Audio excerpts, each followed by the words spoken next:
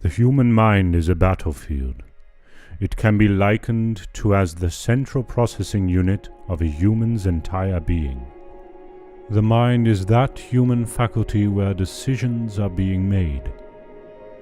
Scripturally, the mind of man is used termed as the soul, and sometimes it may be regarded as the heart.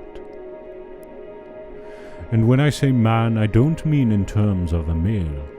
I mean man in terms of mankind, male and female. Whichever term is used to represent the mind, one significant thing about it is that it dictates the physical action of every person.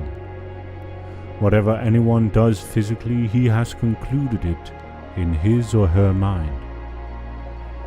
Therefore, our physical activity is a reflection of what lurks up in our minds or hearts, as the case may be. Our minds are our greatest assets. There is nothing a man conceives in his mind that he cannot find expression for. In Genesis chapter 11, the Bible gives us an account of how men in the then world conceived in their minds to build a tower that reaches up to heaven. God knows that our minds are powerful. He created them, after all. He knew that men would find the reality of the conception in their minds if He did not interrupt them. Genesis 11 verse 6 says, "And the Lord said, Behold, the people is one, and they have all one language. And this they begin to do, and now nothing will be restrained from them which they have imagined to do."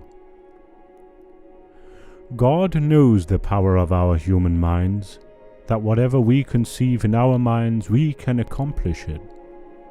Have you ever thought about all the great inventions and discoveries that are in the world today?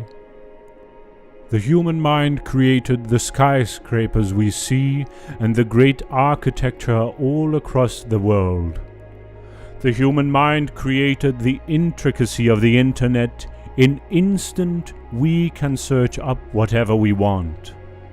The human mind created the telephone. You can be in one part of the globe and I can be in the other, but in an instant we can be talking to one another, even video calling one another.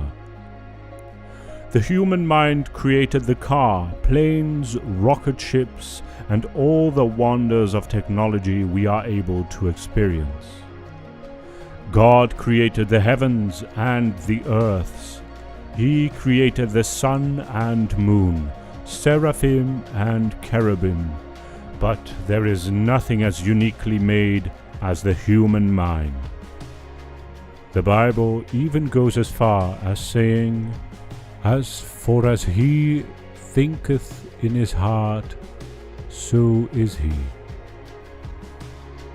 The devil also knows the power of the human mind, hence he is constantly striving to be enthroned in our minds.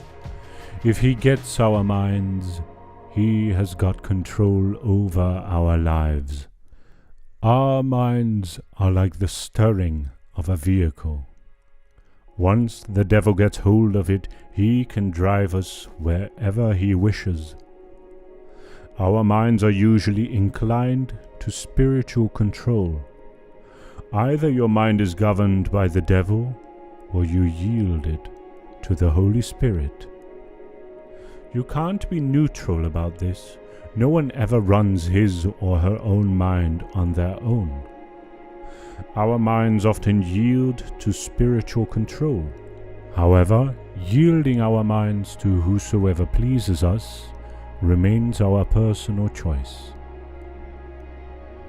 The devil is always after our hearts, and he will try every means possible to rule our minds. In Proverbs 4 verse 23, King Solomon said, "Keep thy heart with all diligence, for out of it are the issues of life." Solomon, in his wisdom, knew that the whole life of a man is a reflection of his heart. However, the devil lured Solomon into adultery. He used lust to win the mind of Solomon. As a result of Solomon's promiscuity, he became a victim of his own words when he failed to guard his heart. He was led into idol worship. The devil used the lust against him. 1 Kings 11 verse 4. For it came to pass, when Solomon was old, that his wives turned away his heart after other gods, and his heart was not perfect with the Lord his God, as was the heart of David, his father. Finally, Solomon ended his life in a shrine. Our minds must be guarded at all times.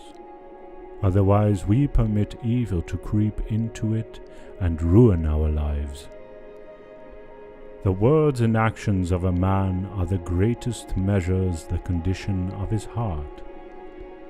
Jesus said in Matthew 12 verse 34 that it is out of the abundance of the heart that the mouth speaks.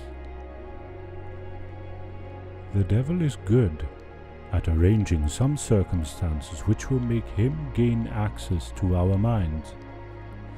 Sometimes the circumstances may be pleasurable, while at other times it could be challenging. The devil used pleasure to win the heart of Solomon, but he surrounded Job with evil circumstances, all with the intention of having access to their minds. Job was a man that prospered, but he lost all he had in a single day with his 10 children. Imagine that. Losing your wealth is one thing, losing your health is one thing, and losing 10 children is one thing. All of these things are horrendous situations, but for all that to happen in one day,